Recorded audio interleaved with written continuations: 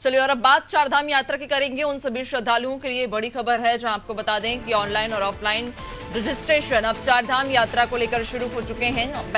Barricading checking की व्यवस्था भी न्यूनतम होगी। आपको बता दें कि यात्रा मार्गों पर व्यवस्था न्यूनतम बनाई जाएगी। तो उत्तराखंड की चारधाम यात्रा, जहां कल ही हमने आपको अपडेट भी दिया कि उत्तराखंड की जो चारधाम यात्रा है वो अब पैदल मार्ग के जरिए भी शुरू हो चुकी है, ऑनलाइन और ऑफलाइन। अब इसके लिए रजिस्ट्रेशन भी होंगे।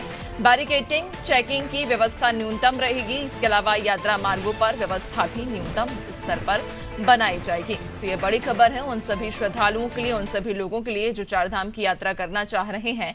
दरअसल बीते कुछ दिनों पहले पैदल मार्ग की यात्रा प्रभावित हुई थी, जिसके बाद कल इस पैदल मार्ग की यात्रा को फिर से शुरू किया गया है और अब ऑनलाइन ऑफलाइन रजिस्ट्रेशन भी जल्द ही शुरू होंगे। ज्यादा जानकारी लेंगे, सहयोगी सोनू हमारे साथ लगातार बने हुए हैं।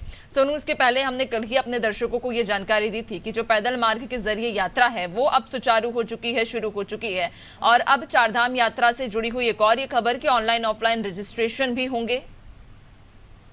देखिए नैन्सी, अनादि टीवी की उत्तराखंड की जो टीम है वो लगातार ये कोशिश करती है कि चारधाम यात्रा से संबंधित जो भी अपडेट होते हैं वो हम लगातार अपने दर्शकों तक पहुंचाते रहे। आपने स्वयं भी इस बात को कहा कि एक रोज पहले भी हमने चारधाम यात्रा की मौजूदा सूरत हाल को अपने दर्शकों तक पहुंचाया और आज अब चूंकि देर रात मुख्यमंत्री से चारधाम जो तीर्थ पुरोहित हैं उन्होंने मुलाकात की और मुख्यमंत्री ने उनको आश्वासन दिया और एक नहीं बल्कि दो कैबिनेट मंत्री भी इस दौरान मौजूद रहे और साफ तौर पर जो यात्रा है वो कैसे सुरक्षित यात्रा हो सकती है, यात्रा को कैसे सुगम बनाया जा सकता है, यात्रियों की सुरक्षा सरकार की सर्वोच्च प्राथमिकताएं हैं। इस पर सरकार लगातार फोकस कर रही है और जो तीर्थ पुरोहितों ने मुख्यमंत्री से अनुरोध किया, मुख्यमंत्री ने तत्काल सहमति अपनी प्रदान की है। तो इस व्यवस्था के तहत आने वाले समय में क्योंकि जब यात्रा शुरू हो रही थी उस वक्त ऑफलाइन रजिस्ट्रेशन को लेकर के काफी जो है वो व्यवस्थाएं चरमराई थी और अब सरकार धीरे धीरे ये प्रयास कर रही है कि ऑनलाइन के साथ साथ जो ऑफलाइन व्यवस्था है पंजीकरण की उसको भी सुचारू रखा जाएगा। कैसे जो बैरिकेडिंग और चेकिंग की जो व्यवस्था है उसको न्यूनतम किया जा सकता है, इस पर भी सरकार फोकस करेगी। और इससे पहले मुख्यमंत्री ने जो गढ़वाल क्षेत्र के जो कमिश्नर है उनको जिम्मेदारी दी है, साफ तौर पर ये कहा है कि हर 15 दिन में, प्रत्येक 15 दिन की समय सीमा में मुख्यमंत्री ने साफ तौर पर हिदायत दी है कि वो समीक्षा बैठक करेंगे।